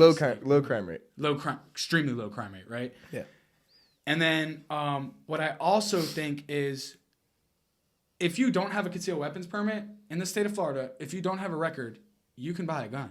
You do not need. And you don't need to be mentally stable. You don't need a license. Yeah. They don't send you to a psychiatrist. Right. They go, hey, listen, you want to kill somebody? No problem. You got to wait a week to pick up your gun. That was me. That's pretty much it, right? You got to wait a week to pick up your gun. Yeah. Now, generally, over a week, the reason why they do that is because over a week, you kind of like lose the thoughts of something bad that you're doing. Right. If you were about to go do something radical. If you were stable. Yeah. If you were a mentally stable person. Right. Me, I get pissed off, and I'm pissed off for 30 minutes, and I'm like, hey, let's go get ice cream. And then the other thing that I would like to say is this, is if they did do an open carry, and it did become real, I know that they should come out with a system where you go get cleared by a doctor. And I think they should come up with some type of government funding to where, like, if you pay for a gun permit, right, every time you go buy a gun, they send you to a selected therapist of their choice, and you sit down and have a 25-minute, 30-minute conversation with them, and the government pays for that, right? I think the government should pay for that. You know why? Because they're making shit tons of money on all the guns that the companies sell in America. Yeah. So why can't they take a little bit of money and put it into the mental health of our community? Yeah. All the gun owners and people that really, you know, Nick, a lot of things that happen is, you know, in life is the people that use guns for bad things screw over the people like us. The reason why I'm a big gun advocate is because in 2010 I was working at Wawa, and a really good friend of mine, I'm not going to say his real name, Chubbs, came in and was like, hey Matt, listen, when you get off, let's just chill, hang out. I'll be at KFC. I got to go do something. And being honest, he was selling weed, and clocked out. I heard doo doo doo. Right, walked out. His brains are splattered all over his car window. Oh my God. The dude took his gun and shot him in the head and took all of his drugs and then ran right where I was working. Right. So ever since then, I'm like, damn, like, bro, like, if I don't have it, I'm dead. Yeah. You know. And like a kicker, like what I tell my dad is like, Dad, maybe a reason you don't have a gun is because you've never experienced any type of burglary or someone kicking your ass. Big part. I was, I might have told you a story. I was a sophomore in college, and I lived with my sister, 3 other roommates, 2 girls, another guy. So it was 5 of us in a house. And it was like a Tuesday night in a new pop-in neighborhood that had a lot of money in Orlando. And big banging on the front door. Bum, bum, bum. Open the fuck up. Bum, bum, bum. So I was the only room downstairs. The 4 roommates upstairs, I see them looking up the stairs, terrified. I walked to the door, and they had their finger over the eye hole. Ended up being his head because he was drunk, but it was the eye hole was covered. Open the fuck up. Open the fuck up. So I looked at the shades. I couldn't see him because they were right next to the door. So I look up, and I just had this fear in my body of, I have nothing. I got zero. Yeah, it's zip a bad feeling. if homeboy kicks in this door. I don't have even like a baseball bat. If homeboy is coming with anything, I'm toast. Right. Even if I have a baseball bat, I don't know how the fuck I'm gonna react with that. Sure. BJJ, baby. So I never forgot that feeling of like that hopelessness in that situation of, I don't have anything. Right. When all this shit, I'll be open and honest, when all this shit what happened in 2020 with COVID and the world, we don't know what the fuck's happening. Is it Civil War? No one knows what the fuck going on. I went and I got my first firearm, and I got it the legal way through a gun store. Through all the right channels. All the right channels. All the right channels. I did everything right. I went to go take a gun class at Shoot Straight. It's a good place. And a very good place to learn. And so I did all the right things, and I have it in a safe right next to my bedstand. And I said, babe, you will never see this gun. I'm not going to bring it out. I'm not going to show anyone. I'm not going to flash it. My friends don't know I have it. No one knows I have it. But if anyone ever comes knocking on our door or we're ever in a situation, we know we have protection. Correct. Right? And it was funny. The day I was at Shoot Straight, there was a guy who's some type of armed forces.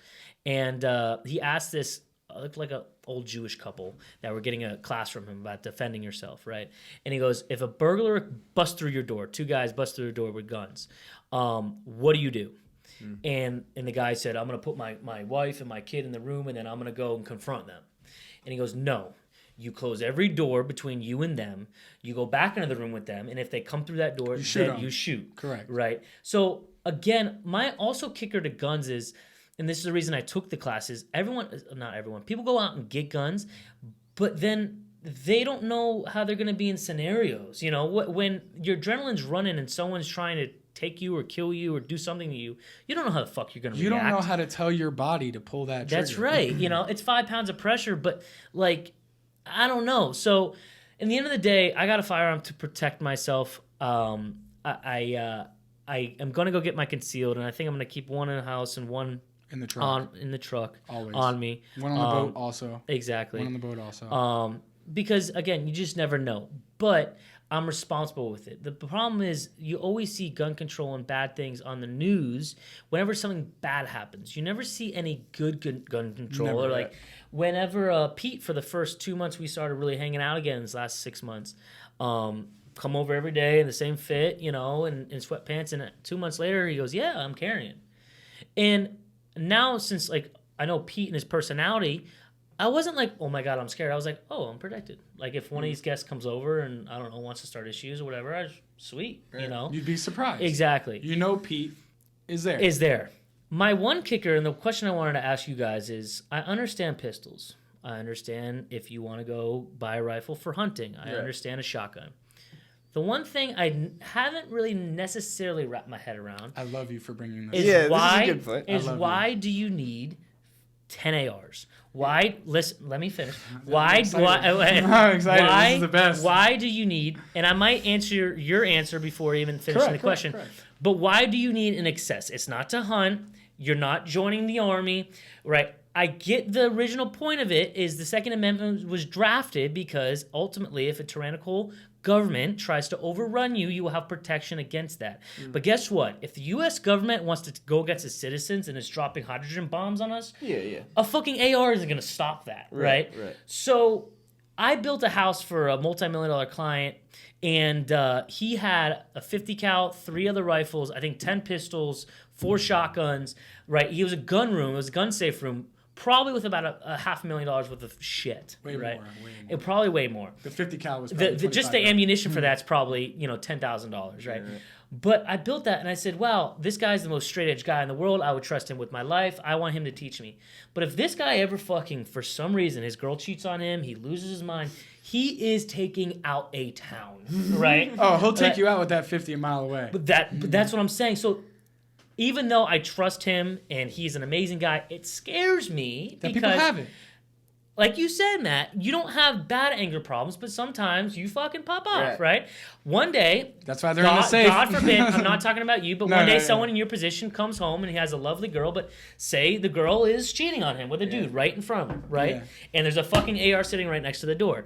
Your first initial reaction might be to grab that and pop the dude in the head. Yeah. So my whole thing about this comes back to the original point where it's like, I get it if you want to protect, but for me is the more you have of it, the more chances you have to fuck up. I love that. Yes. Now, everything that you said is true. Yeah. Everything. And the reason why I have a variety of guns is, well, a 10.5 AR is sweeter than a 7.5 AR, It's the same reason, like, you like fishing? Do you like fishing? I do. Why do you have so many fishing rods? That's a good point. They all did the same shit, right? It's a hobby for you. Correct. It is. It is. It really is. Now, the thing that really got me to understand the severity of pulling that trigger is this. Understanding what those bullets do to a human body. Yeah. Okay? I've done caliber studies for years. I understand the velocity of calibers. I understand the type of bullets. For instance, Pete's AR, right? I gave him ammo for the house, and I gave him ammo to tank out an engine block. Yeah. Okay?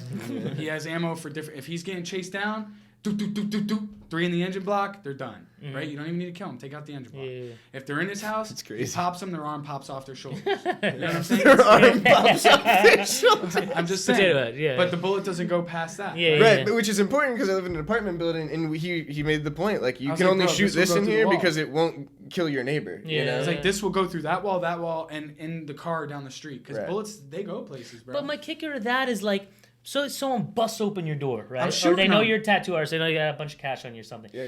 Do you think you have the mental fortitude to say, like, okay, I have this chamber here, oh, fuck. Yeah, dude, I've thought about that scenario in my head many times. Okay, so in a perfect world, yes. He's thinking... It's never going to be perfect, though. Yeah. It's never going to be perfect. That's why I've got 3 scattered around. But here's the thing, though. Like, you saying yours is in a safe scares me, because I'm like, damn, that's going to take a couple minutes to get to. No, but it's in my nightstand. It's a pop safe. You have a pop safe. Correct. Yeah, correct.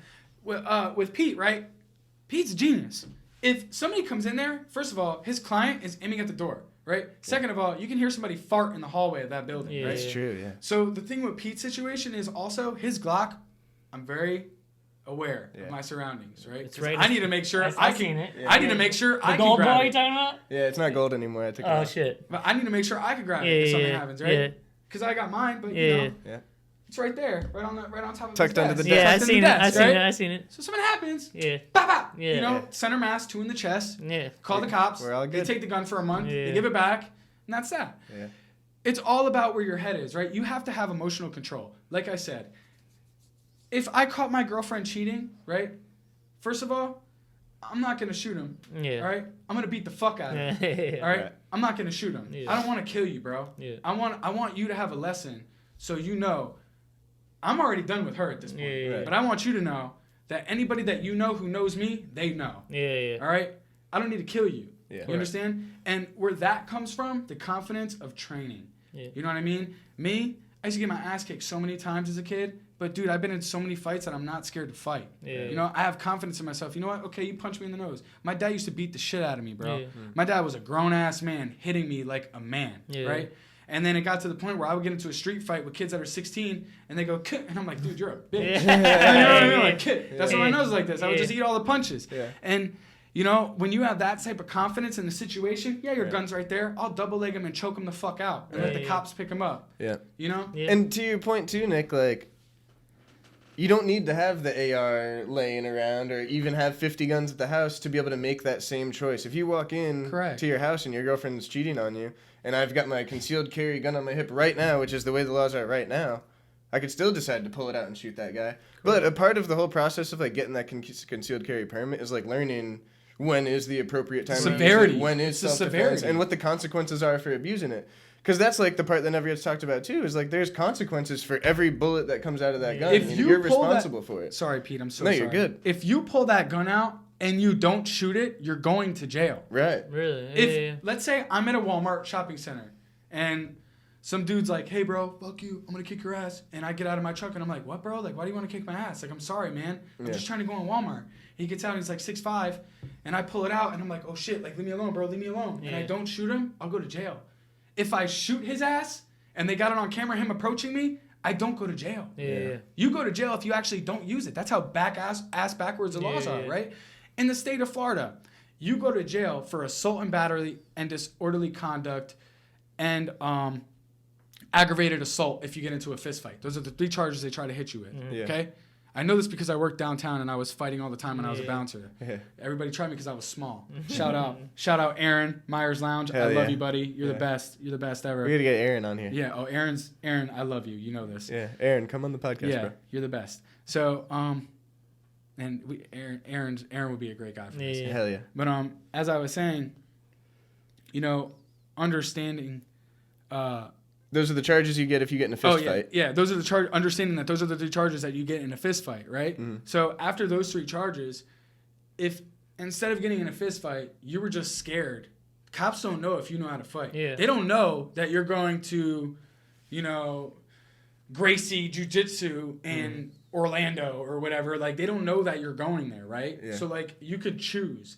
Me personally, I'd rather not take a life. Yeah. Okay? Now, me personally, the only time I would ever shoot somebody, and I will do this gladly, is if they pull their gun out on me and I'm in fear of my life. Right. If you pull out a weapon on me, I don't care if it's a bat. I'll fuck you up with a bat in your hand. All right?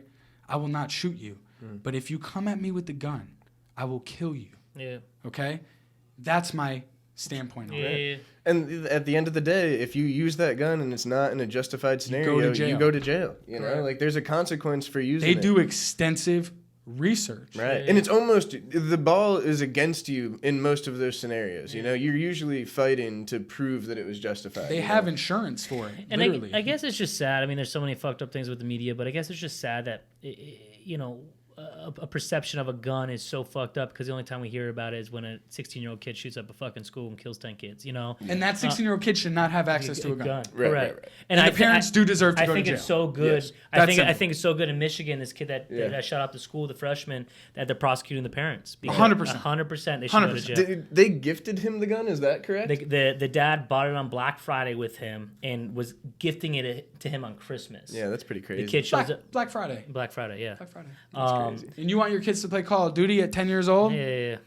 That's crazy. It desensitizes them, bro. Correct. Think about it. And again, like this Gen Z, no one's getting punched in the face anymore, so they don't have a real perception of. I can't think about the last fight I've actually seen.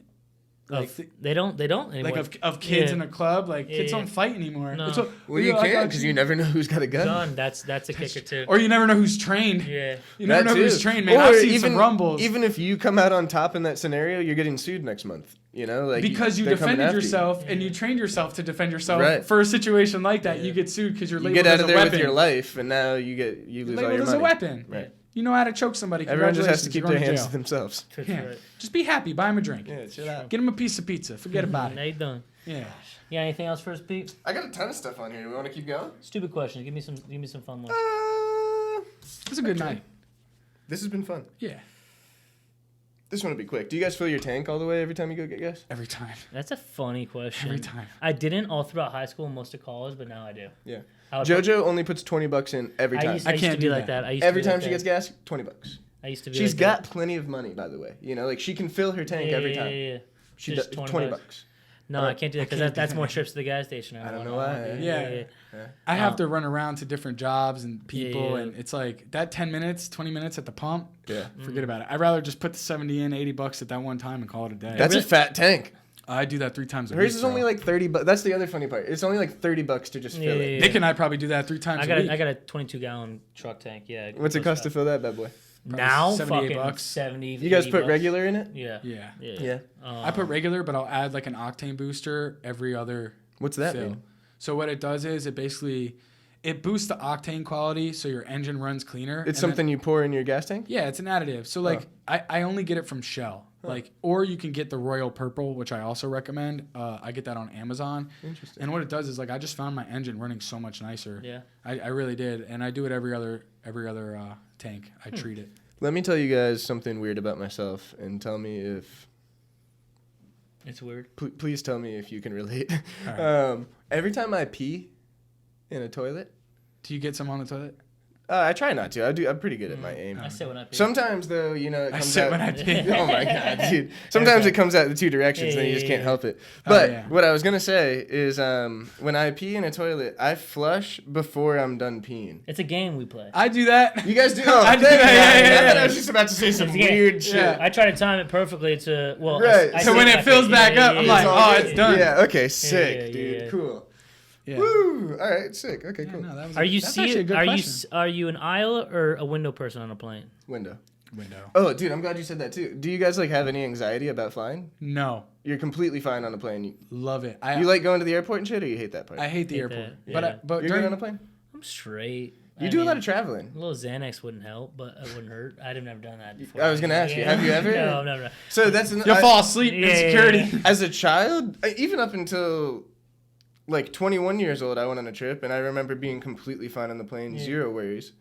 But also, that's like a time when I never had even experienced anxiety in my life. I don't like flying anymore. Did you go high last time you flew? Yeah, but I've gone high every time ever. Yeah, but what are you doing? Edibles? No, that time I had just smoked tobacco on the way to the airport. See, I would know, go man. sober.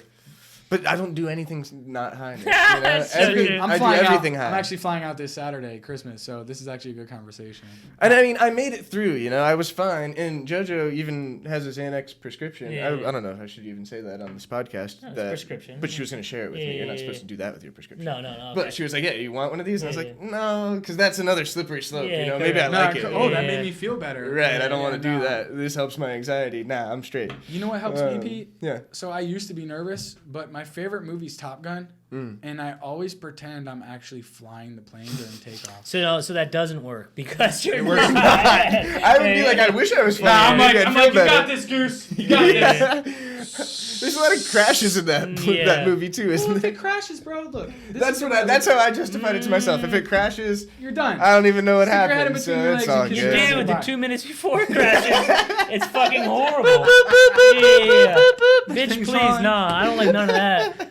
To answer your question, I don't get anxiety. Would I rather have 2 feet on the ground? Fuck yeah. Yeah, You know, it is what it is. You know, I'm not gonna fucking drive 18 hours. You know, I get people do that. You God driving bless to New you. Orleans? Yeah, but that's for other reasons. That must have been a great drive. Did you notice though. how quick I was like, I'll ride with you? Yeah. It was very. That must have fast. been a great That was drive. why. Hey, New Orleans is 10 hours. It won't be too bad. All right, good. Where do you guys do your best thinking? We've talked about this before. Masturbating. We did not talk about that, dude. No, I'm joking. Masturbating. Jerking off dogs. Helps me clear my thoughts. Yeah. Helps me clear my thoughts. But like, are you a shower thinker? Nah. No. Car. No? Car. I'm a shower meditator. Car. I give speeches to myself in a car. Yeah, okay. Yeah. I think I do a lot of good thinking in the shower. Yeah. Well, you and JoJo take showers together. I don't do a lot of good thinking when it's one How of do you those think showers. about like? A boner. Well, yeah, when it's a shower together. Damn, I the shower's don't- small. I don't do a lot of good thinking during those showers. you But when got- it's a solo shower. You are in a serious relationship. Do you take consistent showers with your girl? Sometimes, but other times I like annoy her because like I'm trying to like. hit I it wouldn't the say whole it's time. consistent. Yeah. It's not often. My thing is if You gotta I, let if them I- have their space. If I am Yeah, naked and she is naked and we're in a 2-foot circumference of each other, Yeah. there's typically one reason. Yeah, Well, yeah. no, I mean, we also are naked a lot around the house when it's just us. Oh, you're nudist, like in the house?